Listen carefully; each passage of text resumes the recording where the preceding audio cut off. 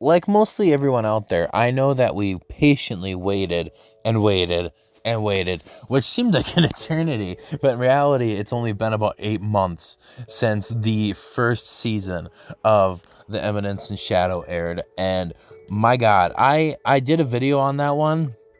Not the whole series, but just my retrospect of the actual season itself, because like the first half of that I felt was really boring and monotonous, and then out of nowhere, like, it started piquing my interest and became one of my favorites of that season, even though it was like a split, 2 seasons, but still, that one was like fantastic, and I could not wait for more to come out. We got that. It came out, and so far I know it's going to be up there too this season. Florian, this one, and there's a couple more that are definitely going to be contenders that haven't aired yet, but Goblin Slayer probably for sure are definitely in my top picks so far, because holy crap, this show did not pull any punches. And I hear Nexus actually has the whole thing already produced and everything, so I'm guessing that break there gave the studio a tough time to produce everything, so they're good. There's no rushing, so we know it's all going to be dropped. And they just started with a bang. No question about that. So without further ado, let's discuss this episode and go into it and talk about it, and then afterwards we can discuss a little bit how we feel and go from there. So this one for me is just speculation. I don't quite remember for sure. That's a good way to start a review of the episode. But for what I remember last season, we start off with, I want to say Delta. I think it's Delta running around in the Red Moon, just howling away, having just a blast and a good time. And we cut straight right from that to pretty much the main group and a few underlings with them having this type of meeting, and Sid's obviously, in the head of it. We get to learn a little bit about what's going on with the Ferdinand sect getting rebuilt, and the flow of funds going into the lawless city has been slowed down, and they're kind of trying to figure out why that reason is per se, which everybody's looking around and talking about the fact that it might be a speculation or a myth, but that the Red Moon is around. And of course, I believe Sid is the one that finishes that sentence, and he's with the most sinister look on his face, and it is just absolutely freaking flawless. Like, and to kick this off too, on top of it, there was no intro, which they just went straight to the base, right? And most of the girls are kind of arguing about this, how, they can't just sit and idly stare at the sky while the Red Moon's going on, with the rumors of obviously vampires and things going on in this lawless city being the cause of the money flow, right?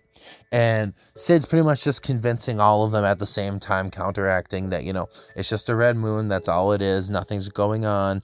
And oh gosh, you get to see freaking what I like I said, I believe it's Delta rolling again on the moon, having a great time, freaking just purely freaking buck naked, and like, obviously talking about being stripped of dignity and everything, and it's kind of fascinating. Like, they don't even censor, like, this is going to be a good season, but pretty much they keep discussing more, and Alpha's there kind of talking to him on his side about the fact that the Red Moon and the Legends comes to life in blink of an eye, and freaking between all Alpha and, I want to say it was pretty much the main group, Beta and Epsilon and Gamma and Eta and Zeta, the whole gang, and he pretty much is trying to farce them away from joining him in the city, which I'm guessing is so he can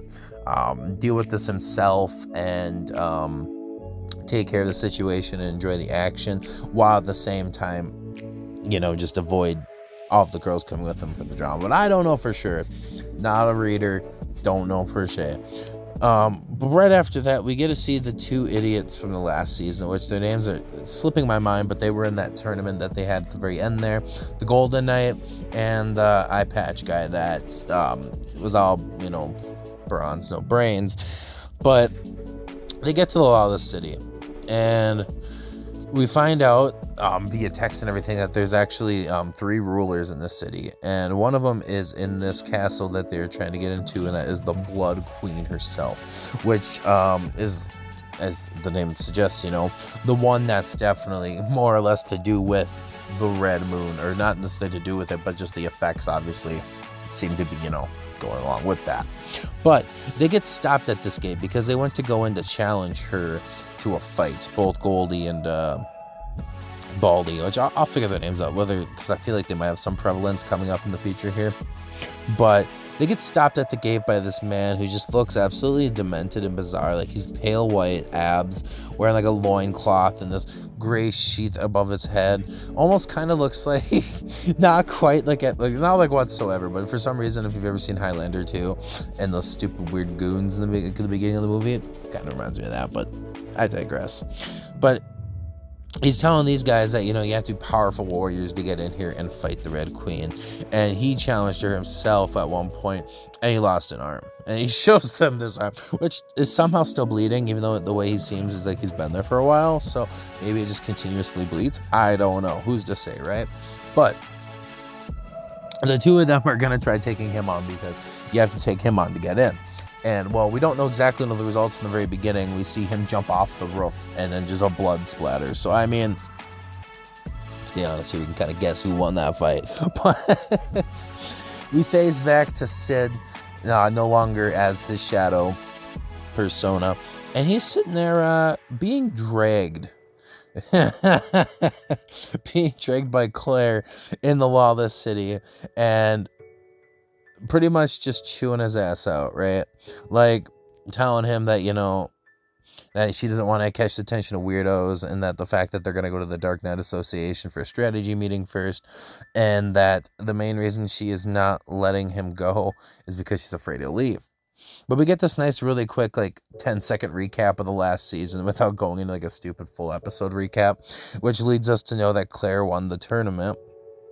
And they had this dinner together, this fancy dinner, obviously, because it's a sister complex. And she tells him about how they were going to the law of the city to exterminate the vampires, and that he was coming with, and he doesn't really have a choice, period.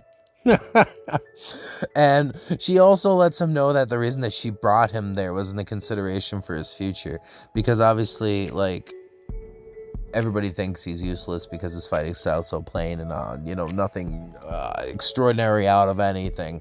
So, but he's, retorting, and, telling her, as long as he can do what he wants to do, he doesn't really care what kind of job he ends up in. Obviously, pretty much talking about Shadow and his gang. And his sister comes back telling him, the grip's even tighter on his shirt, and tells him it's not fine. Whether that's because of the family name or because she very, very much loves her brother, who's to say? But while they're walking through, we get this merchant trying to sell some slaves, and freaking Sid's checking these out, right? And he's noticing who they are, but he can't think of who they are because they're all mangled and beat up. Obviously it's Golden Boy and Baldy. And Baldy's got a huge gash through his side, right? It's been stitched up and everything, but he's the one, I'm assuming, that took the big blunt force of what the damage of the blood that splattered earlier was. And so, we get back to Sid being dragged again. And, telling him that we're walking this way, and he's making retorts about the fact that he can't even walk because he's being dragged right now. But like I said earlier, she's making the comments of, you'll get lost if I don't. And within 10 seconds, we get a cutscene, and he was at the inn being dropped off while I'm assuming she was going to that meeting, and he's already on the streets, hanging out and chilling. And if you look closely in the background, legitimately everywhere behind him, there's wanted posters for him and the blonde girl that was, I believe, the princess, if I remember correctly. I'm just trying to think of her name. Wasn't it Rose? I think it was Rose, if I remember correctly. But wanted posters for her in the background, too, because if you remember correctly, he got her into his cult. Called a cult. Got him into his cult and had her training at that facility at the last season. So it's just a little thing to catch, But Well, he's sitting there trying to eat his little, it looks like mochi or some type of bun. But while he's trying to do that, somebody tries stealing his wallet, and he steals it back, plus theirs, because, karma. And it's absolutely hilarious. We're going to this little comedic scene where he's just trying to walk down the strip, and it just keeps happening and happening and happening to him. So by the end of this, he's got like 8 wallets just stacked up in his hands, right? And while he's walking through the streets, he sees like 3 people just beating the crap out of this person, which ends up being a ghoul. And just kind of like realizing like what it's like in this lawless city, and the fact that they're pretty much everybody's punching bags. But like right as soon as that is happening, we get this like nice beautiful shot of the red moon, like front on, and we get to see 2 characters that I'm pretty sure are gonna be really important in this arc. One of them is like with the Red Queen, the 3 figures of the city. You have the Queen, and then these 2, which we won't find the names out for a little bit yet. But we get those 2 flashed as soon as we got the red moon. And, they're talking about how, if you get bit by a ghoul, you turn into a ghoul yourself. And we get to watch it happen straight up. Those guys are walking away, and the ghoul gets up and actually decides to bite one of the guys, which starts a huge, raid, and it gets the energy obviously from the red moon. And Sid's like really enjoying this right now. Like, he knows this is going to be something he gets to do a lot of fighting with and have just the hell of a time of his life. But he pretty much is like so sadistic that he was pretty much saying that he wanted to let it get a little more out of hand before he got involved into it. But before he could even like move or say anything while this one's coming towards him, we get to see a lady come and tell him to duck and slash the crap out of all of these. And we come to find out that she is a quote-unquote ancient vampire hunter, and I'm trying to think of her name. It was Mary was her name, if I remember correctly. But she looks kind of badass, right? She looks like if anybody watches VTubers, like kind of a mixture of like a Halsha Marin and Eris from Mashoko Tensei, but I digress. She's telling everybody, telling Sid that they're out of time and he needs to leave the town because things are going to go very south very quickly. And then she pretty much just runs and flies away. And like when she comes in, the like cinematic music that goes along in the background with this scene is absolutely freaking fantastic. Like, I don't know who this the composer is for this or this season, but they did such a good job. Like, kudos to you. We go back to the hotel, and freaking obviously Claire is there, and she's looking for her brother because her brother disappeared. And like the moment she steps out of the like room, there is a ghoul in this guy, and the guy's running out of the room, and the ghoul's chasing him. And I don't know if it's a lady of the night or his wife or whoever, but either way, she's coming out, and obviously Claire's pissed. She is like instinctively kicks the head off this thing, and it flies across the room, and she just asks this guy in total horror where her brother is at, and she's seeing this guy with black hair and black eyes, and then she just like pulls out her sword and just starts leaving. But the freaking guy at the hotel is like grasping onto this body with a head without even realizing it for like 2 minutes until she leaves and ends up just like chucking the body. It's the slight comedy to this series is absolutely hilarious. But flash forward over here to Sid's school buddies, the 2 dinguses, and they're trying to freaking get some. And I don't know how these 2 just show up everywhere you go, but they do, and it's like, what the hell? Everywhere. But because they're at a lady of the night place, and we go to this other character that we don't know of, and she looks like she just got done, a little abuse on her body, and definitely had a rough time. And she's done for the night, and she's wondering what the hell's going on outside. They get into another street fight, and like she hears some noises and thinking, oh my gosh, it's another person, even though I'm done for the night, and says it out loud. But we look up, and it is a ghoul of looks like a UB. And we get, pullback scene where he's coming into the room, and before we know it, here comes Sid busting through the window, decapitating this guy, making an entrance as he always does, and telling, her that, the frenzy's beginning, you need to leave this town and get the heck out of there, and she's like asking his name and everything, and he tells her, and then he just pretty much casually leaves. And so she's taking his advice, and she's gathering her things from out of her drawer, and she's going to quit being a lady of the night. And the other worker is asking, like, where are you going? And she, gives her an explanation of what she's doing. And then she got saved by a man. And then she asks who the man was and tells her it's Shadow. And obviously, he's a very wanted man. Because he beat up the corrupt clergy. Whole thing in itself, in my opinion. But she collects everything. And that's when we cut to the next people, which is going to be the heads, right? The other two heads of the city. And they're actually, I love the design, especially of Lady Yukime. Yeah, Yukime. And we get to see her with her underlings, and she's looks like a fox girl. Absolutely adorable. Love the tails. Kitsune for the win. But her ladies show up and tells her what's going on in the town, and obviously, she's got to go do something about it to fight for, leading the city. And then we cut back. There's a lot of cuts in this episode. Like, we go boo, boo, boo, boo, boo, boo, boo. But we go back to Claire, and she's, like, holding a head that looks like Sid's head, right? And she's crying, like, thinking that he's dead, and just bawling her eyes out. Until somebody behind her tells her that, what are you doing? Right? Like, what are you doing? And it turns out, she thought it was her brother. And then, like, because she's talking to Mary, or the vampire hunter. I can't remember if that's her name or not. So if I'm wrong, I apologize so hard. But I should have wrote a note on that. And she, says, like, what her brother looks like. And that doesn't have black hair or black eyes. So, like, she's just holding this head and then saying, like, who the hell are you? And then just chucks this freaking head back. Like, what the heck is going on?